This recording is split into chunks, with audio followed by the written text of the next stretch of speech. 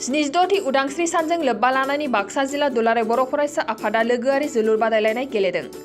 आजादी का अमृत महोत्सवजों सोमोन्दो लाखिनानै 76थि उदांस्रि सानखौ गुबुन गुबुन आयदाजों फालिनाय बादिनो बाक्सा जिल्ला एबसुआबो उदांस्रि सानजों लोब्बा लाखिनानै माहारिनि फिरफिलाखौ मसलपुराव थानाय जिल्ला मावख'नि लांगोनायाव बिरहोखांनानै बाक्सा जिल्ला दुलाराय बर' फरायसा आफाद आरो मसलपुर दखरा दुलाराय बर' फरायसा आफादनि गेजेराव लोगोआरि जोलुर गेलेनाय बादायलायनाय गेलेयो।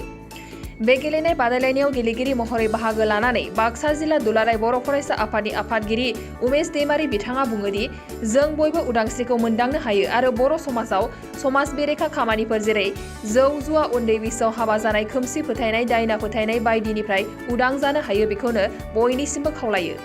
गिबियाव बाक्सा जिल्ला दुलाराय बर' फरायसा आफादनिफ्राय 76थि जे भारत उदांस्रि सान बे साननि थाखाय बयनिसिमबो गाहाम हामलायनाय बावहरग्रोबाय।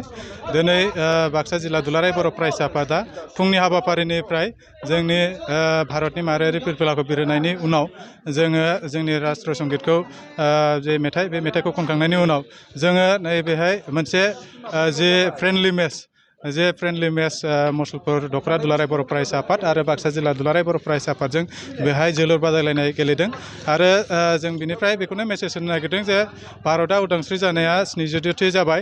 दा नैबे समाव जोङो बयबो जाहाथे जोंनि उदांस्रिखौ मोनदांनो हायो आरो मोनफुंनो हायो। जों बयबो जाहाथे जोंनि माहारिनि गेना गोरोन्थि बा माहारियाव जे गाज्रि माने एन्टि ससियेल एलिमेन्ट साननायफोर बा गाज्रि हाबा मावनायनिफ्रायबो जाहाथे उदां जायो। भारतखौ उदां खालामबाय जोंनि जे गोदोनि दैदेनगिरिफोर महात्मा गान्धीनिफ्राय लानानै बायदि सुभाष चन्द्र बस बायदि दैदेनगिरि जे मुंदांखा दैदेनगिरिफोरा भारतखौ उदां खालामबाय।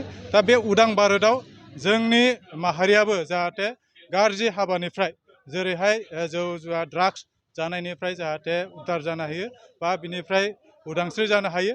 बेजों लोगोसे जोंनि जे खोमसि फोथायनाय दायना फोथायनाय आरो जे उन्दै बैसोआव हाबा जानाय बायदिनिफ्राय जायफोर गेना खान्थि जे जोंनि समाजाव जोंनि ओनसोलाव जाबाय दं बिनिफ्रायबो जाहाथे उदां जानो हायो बेखौ बयबो जाहाथे नाजालायो। उदां भारतआव जों बयबो जाहाथे उदां गिदिंनो हायो। सोरबा हिन्जावसानि सायाव जाहाथे जोङो गाज्रि नोजोर होआ।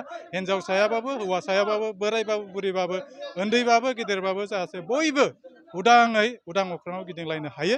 बिनि थाखाय बयबो जाहाथे खामानि मावगोन बयबो नाजालायगोन बेखौ जोंनि बाक्सा जिल्ला दुलाराय बर' फरायसानिफ्राय खावलायनाय थाबाय। गोजोन्थों। नोंथांनाव हान्थु सिं गोदोना आखाइनि आसि सिंस्रि दाफोना सानाय आफादावनि सानाय आथिं मिजुनाय सानाय खर' जरा सानाय आथिं फारनैबो बोलो मोनै जानजि सानानै आथिङाव साहैनाय जायखिजाया गोजामनिफ्राय गोजाम सानाय जादोंब्ला नोंथांमोना जिंगासिनो नांला।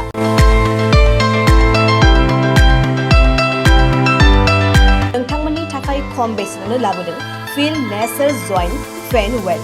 बे थाव मालिसखौ फुनोब्लानो नोंथांनि गासै सानाय जेंनाया खारगोन। अब्ला मानोथो गोबाव खालामखो? अर्डार आरो गोबां मोनथिनो थाखाय नैबे जानबुं नङाव फन खालाम 9974030738।